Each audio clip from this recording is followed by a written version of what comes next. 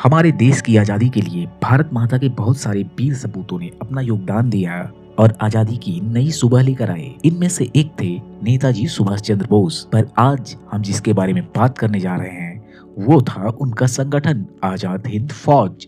जी हाँ, ये वही आजाद हिंद फौज थी जिसने द्वितीय विश्व युद्ध के दौरान भारत के पूर्वी मोर्चे पर अंग्रेजी फौज को कई बार शिकस्त दी थी। दोस्तों, अगर आप हमारे चैनल पर पहली बार आए हैं और इस तरह की वीडियो देखना पसंद करते हैं तो प्लीज सब्सक्राइब बटन पर क्लिक कर नोटिफिकेशन के लिए बेल आइकॉन को प्रेस कर दें। आजाद हिंद फौज, जी हाँ, इसके अलावा भी इससे जुड़ी हुई बहुत सारी चीजें हैं जो कि इतिहास की किताबों में लिखी गई है। जैसे कि आजाद हिंद सरकार अखंड भारत की पहली सरकार थी। ये अविभाजित भारत की पहली सरकार थी। आजाद हिंद फौज जिनके नेतृत्व में आगे बढ़ा वो थे नेताजी सुभाष चंद्र बोस। सुभाष चंद्र बोस एक क्रांतिकारी नेता थे और उनका लक्ष्य था भारत की आजादी।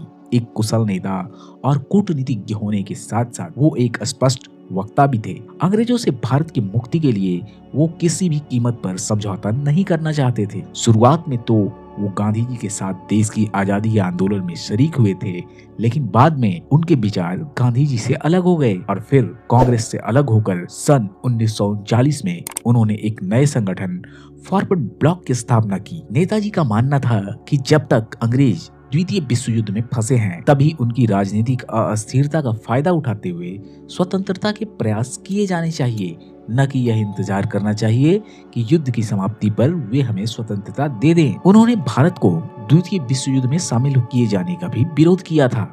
इसके परिणाम में अंग्रेजों ने उन्हें जेल में डाल दिया। उन्होंने जेल में भूख हड़ताल शुरू कर दी और इसके बाद अंग्रेजों ने उन्हें जेल से निकालकर उनके ही घर में नजरबंद कर दिया। सुभाष चंद्र बोस इसी दौरान भारत से जर्मनी भाग गए और वहां युद्ध का मोर्चा देखा और युद्ध लड़ने की ट्रेनिंग ली। वहीं उन्होंने सेना का गठन भी किया। जर्मनी में रहने के दौरान नेताजी को आजाद हिंद फौज के संस्थापक रास बिहारी बोस ने आमंत्रित किया, जो उस समय जापान में रह रहे थे।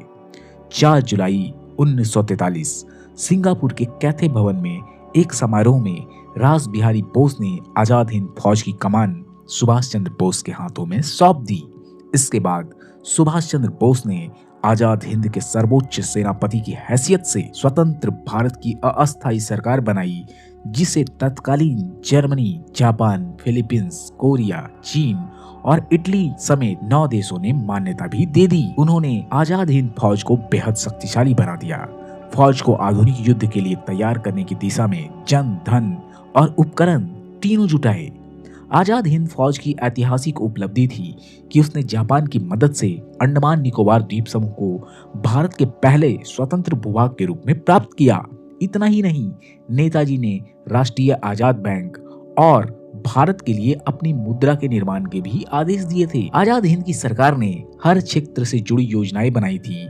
इसका अपना बैंक था, अपनी मुद्रा थी, अपना डाक टिकट था और अपना खुफिया तंत्र भी था।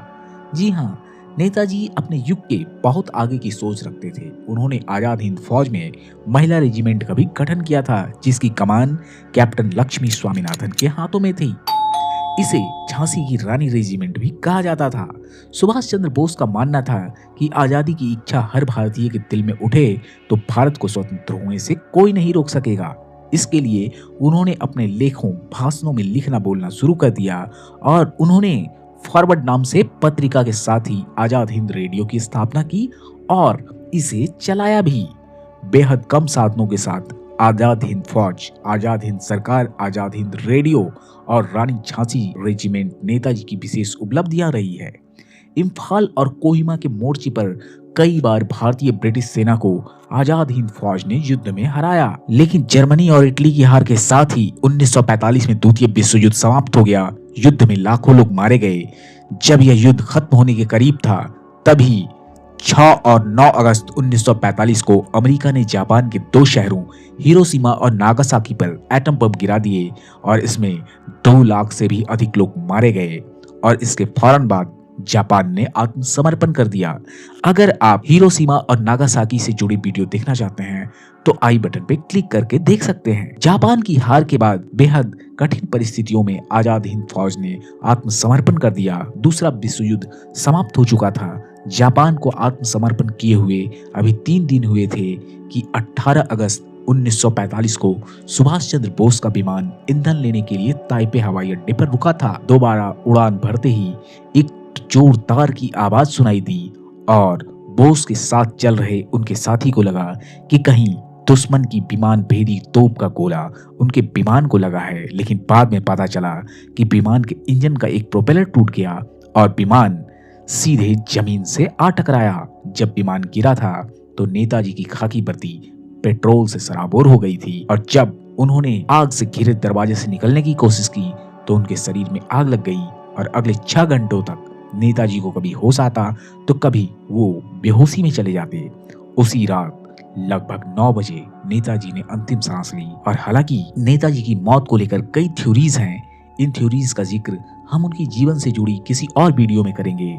तो ये थी आजाद हिंद फौज की कहानी। तो दोस्तों, इस तरह से आजाद हिंद फौज एक ऐसी फौज थी जो कि सीमित संसाधनों पे भी बहुत अच्छी तरीके से ऑर्गेनाइज थी और इनमें सिर्फ एक शख्स का सबसे बड़ा योगदान था और वो थे नेताजी सुभाष चंद्र बोस।